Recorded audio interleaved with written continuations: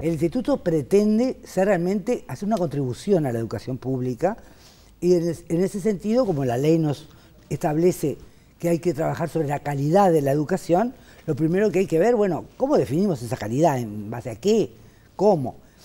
Y nosotros nos propusimos, bueno, empezar en esta primera etapa en abordar en forma general la situación de la educación y profundizar algunos de los focos más importantes de la educación, tratando de también ubicar la historia de la educación en el Uruguay en sus contextos. La educación indudablemente que está relacionada con lo social y no podemos ver las problemáticas de la educación si no vemos las problemáticas de la sociedad, y las soluciones de la educación también tienen que venir con las soluciones de algunos problemas sociales.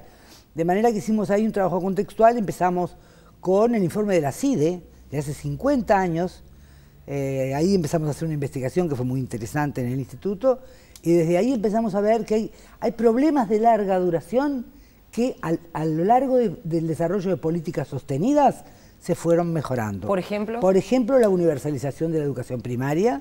Hoy podemos decir que este país, y en eso sí, hay muy pocos en el mundo, bueno, por lo menos en América Latina, que tengan un 100% de universalización de educación primaria. Hay otras políticas que también son de larga duración, utilizando una concepción histórica brodeliana de larga duración, que tiene que ver, por ejemplo, con la educación preescolar. En este país, si bien fuimos adelantados en la construcción, en la creación de la educación preescolar, pensando en Enriqueta Conti-Riquet, el grado de penetración en la sociedad de la educación preescolar era muy pequeña.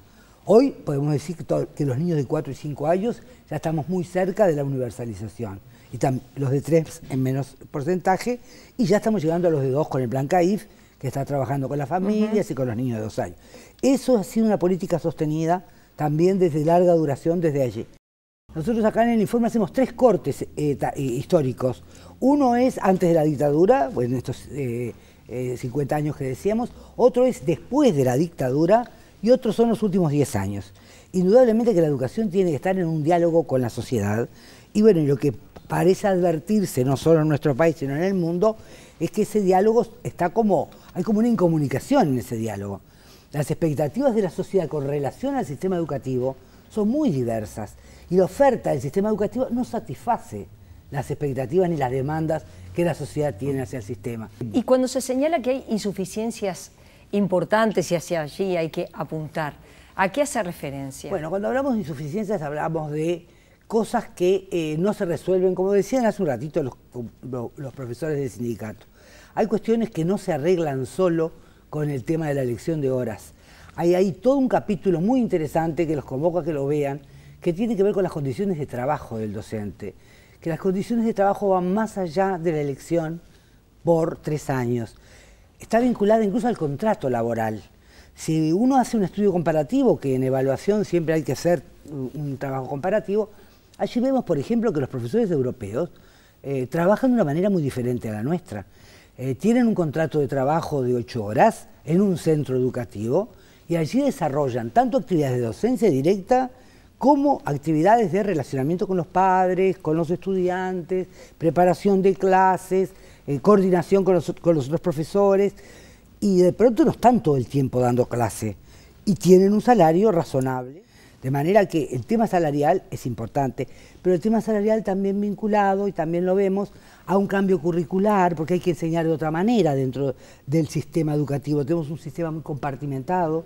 En el mundo también se trabaja desde una concepción curricular que sea espiralada, que se piense el currículum no desde cada subsistema como ahora para establecer lo que el profesor tiene que enseñar, sino que se establezca el currículum desde el alumno y desde lo que tiene que aprender en cada tramo del trayecto por el sistema educativo.